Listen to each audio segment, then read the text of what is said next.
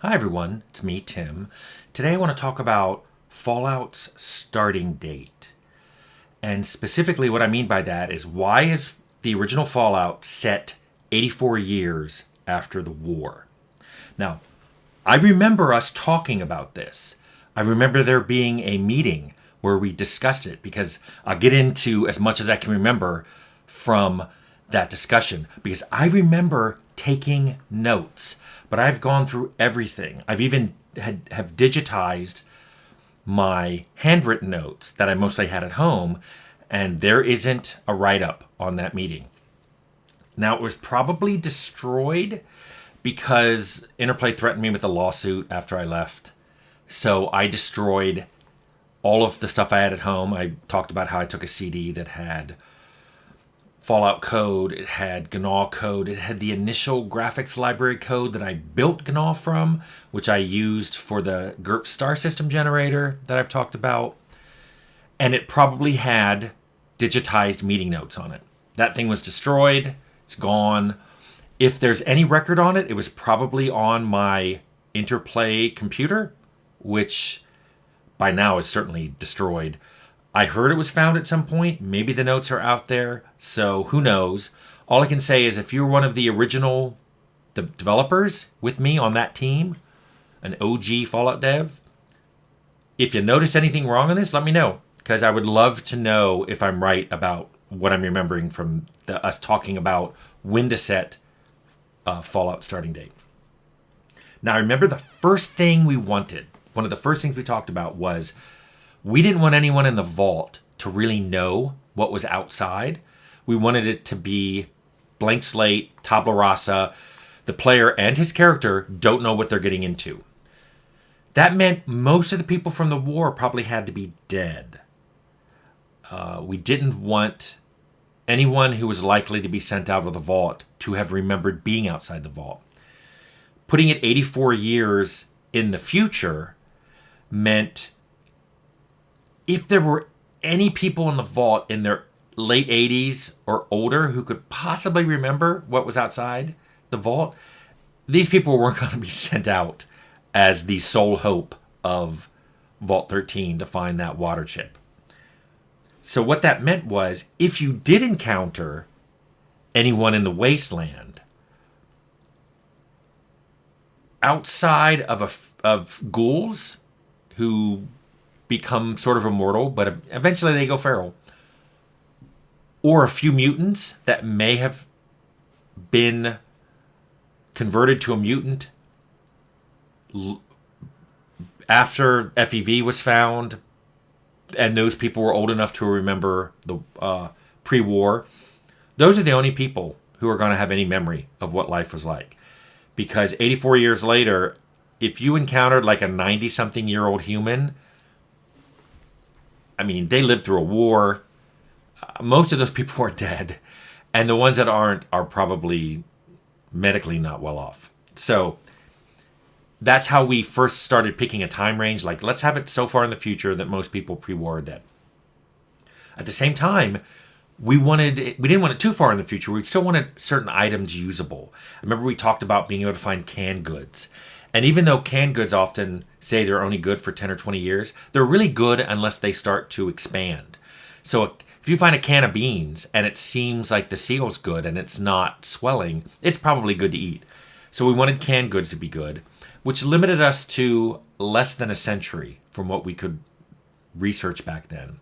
We also wanted the player to be able to find guns and ammo. We were conflicted over how long those lasted. Apparently a gun that had been well maintained and oiled and kept in a case, that might be good for centuries, especially if it didn't get wet. But ammo apparently goes bad quickly. But there were conflicting information we found back in the 90s. Some people said it would be good for decades. Other people said, nope, as soon as gunpowder gets a little moisture in it, it's not good. So that was part of the reason we invented groups like the Gun Runners and other groups, especially in the hub, who could sell you ammo. These people were finding old bullet casings and refilling them with newly made gunpowder and keeping gunpowder a secret. We also didn't want it so far in the future, though, that batteries and atomic power generators weren't working anymore. We wanted some places to still have power. We wanted doors to open, force fields to work, things like that. So again, we had a limit on how far in the future it could be. We wanted structures to be mostly ruins, which of course atomic bombs would take care of that. But we wanted them still standing. So atomic bombs would level a lot of buildings. Buildings far away from bomb sites would still be there and ruined, but would probably quickly fall apart because they were exposed to the elements. But we wanted structures for the player to find, which meant not too far in the future.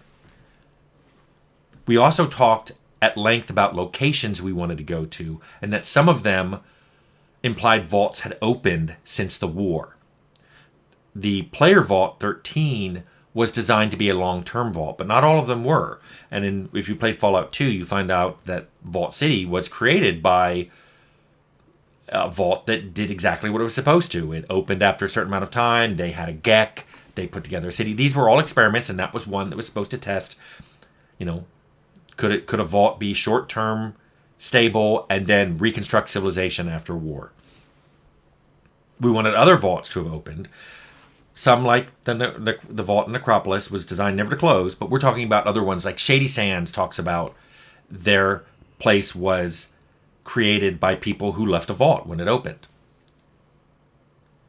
This also meant we talked at length about wanting new places, like a village that didn't exist pre-war. Shady Sands was such a village. It was constructed after the war.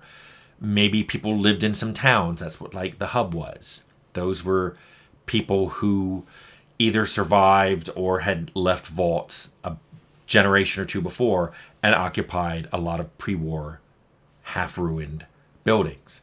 We wanted factions to have time to form. We wanted the player to interact with a bunch of factions. If it was right after the war or so soon that people were still struggling to scrape by, there wouldn't be a whole lot of factions.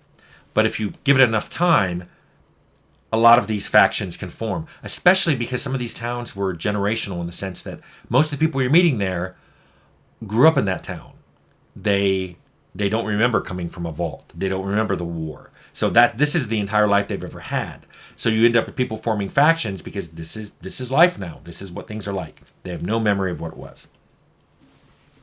So these were most of the things I could remember that generally gave us a clamp.